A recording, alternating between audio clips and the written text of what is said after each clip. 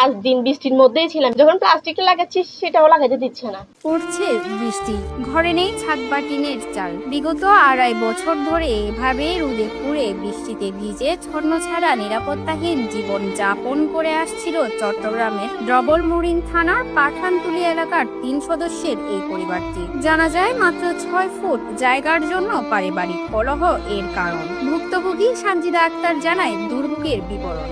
আমরা এখানে একটা প্লাস্টিক লাগাইছিলাম, প্রায় 5 দিন বৃষ্টির মধ্যেই ছিলাম, বৃষ্টির উপরে ছিলাম, খোলা আকাশের নিচেই ছিলাম। যখন প্লাস্টিকটা লাগাচ্ছি সেটাও লাগাতে দিচ্ছে না। বিরক্ত করতে বলতেছে যে এখনই মারবো, দরজা ভেঙে দিব, চাল ভেঙে দিব, ঘর দুয়ার সব ভেঙে দিব, এগুলো সবকিছু আমার, সবকিছু ওনাদের নাকি বলতো। তো এভাবে বলে বলে হুমকি দিত। রাতে এসে বলতেছে এখানে থাকতে পারবো না। জিডি করার পর ওদেরকে পুলিশ এসে বলে যায়। মানে আমরা ঘুমন্ত অবস্থায় ওনারা টিন সব খুলে ফেলতেছে।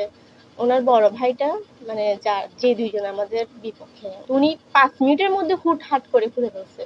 মানে আমাদেরকে কোনো অ্যাকশন নিতে দেয়নি, কিছুই করতে পারি নাই। না কোনো প্রকার টিন লাগিয়ে দেয় নাই, আমাদেরকে লাগাতে দেয়নি, টোটালি দেয় নাই। আদালতের রায় অনুযায়ী টিন লাগানোর নির্দেশ পাওয়ার পর দীর্ঘদিন ধরে এই অসহায় জীবন যাপন করে আসছিল তারা। দীর্ঘ 2.5 বছর পর তাদের জীবনে আশীর্বাদ হয়ে আসে সিএমপির ডবলমুরিং থানার OC Babul Azad. OC sir যে সহযোগিতা করছে ডবলমুরিং সিএমপি থানার ওসি বাবুল আজাদ, মানে আমরা কোনোদিনও হয়তো এরকম সহযোগিতা কোনো ওসি থেকে পাইনি, কোনো পুলিশ থেকেও পাইনি। উনি আমাকে অনেক বেশি সাপোর্ট করছে। 2025 সালের কথা, 2025 সালের জুনের 3 তারিখে আমরা কোর্ট থেকে একটা অনুমতি পাই। জজ বলছে যে ডবলমুরিং থানার ওসি সহায়তায় তোমরা টিন লাগাবা।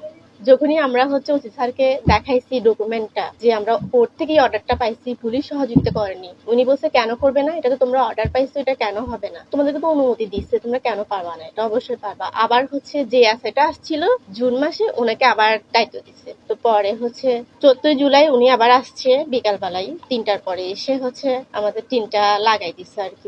উনি দাঁড়িয়ে থেকে তো কাজটা হয়েছে আর কি।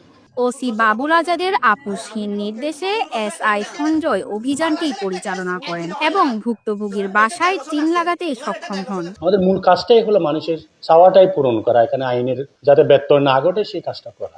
যোগদানের 3-4 দিন পরে একজন ভদ্রমহিলা আসছেন, উনি এখানে কান্না করতেছিলেন। বৃষ্টির মধ্যে আমার ছেলে মেয়ে নিয়ে আমি ঘরের চাল খুলছিলাম, আমার চাচারা কোনো অবস্থা আমার ঘরের চাল খুলতে লাগাইতে দিচ্ছিল না। আমি আদালত থেকে একটা অর্ডারও আনি, এরপরেও ওদের তারা শক্তি প্রদর্শন করে কোন অবস্থায় পুলিশের কর্ণপাত করতেছেন। আমার যে অফিসার ছিল তাও কেউ কোনো প্রকার পাত্তা দিতেছে না। তখন আমার খুব বিষয়টা দেখে মনে হলো যে এটা একটা মানুষের তো মানবাধিকারের বিষয়। এটা একটা লোক তার ঘরে চাল লাগাইতে দেবে, বৃষ্টির মধ্যে সবগুলো ভিজে যাচ্ছে, টোটাল খোলা আকাশে তারা বসবাস করে। আমি আদালতের আদেশটা দেখলাম, তাদের কাগজপত্রগুলো যে আদালত যা সিদ্ধান্ত দিচ্ছে সেটাও দেখলাম। দেখার পরে মনে হলো যে এই লোকটাকে টোটালি একটা হয়রানি করা হচ্ছে তার আত্মীয়। তাৎক্ষণিক আমি ওই কাগজটা হাতে নিয়ে যে অফিসার দায়িত্ব আছে তাকে ডেকে বললাম যে এখন আমার মোবাইল টিম সহ গিয়ে আদালতে যা আদেশ দিয়েছে ওসিকে সেই মোতাবেক ওখানে দাঁড়িয়ে থেকে ঘরের চালগুলো যাতে লাগানো হয় এবং এই মহিলাকে ঘরের ভিতরে ঢুকিয়ে দিয়ে তারপর ওখান থেকে আমার মোবাইল টিম আসবে। আমার সেই নির্দেশটা ছিল, আমার সেই অফিসার যথাযথভাবে সেই নির্দেশটা পালন করছে। মোবাইল টিম সহ গিয়েই তাকে ঘরের চাল লাগানোর পরেই মিস্ত্রি দিয়ে লাগানো পর্যন্ত সেখানে দাঁড়ানো আছে।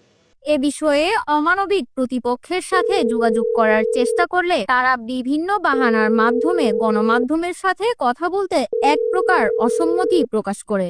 আপনাকে আমি একটু বড় বলতে চাই, আমি মাত্র আসছি তো অফিস থেকে, এজন্য আমি একটু কাজে ছিলাম। আজকে আমার মেয়ে দুইটা আছে তো, আর আমার বল উঠছে সুন্দরভাবে কথা বলতে হবে। News desk, RGA TV.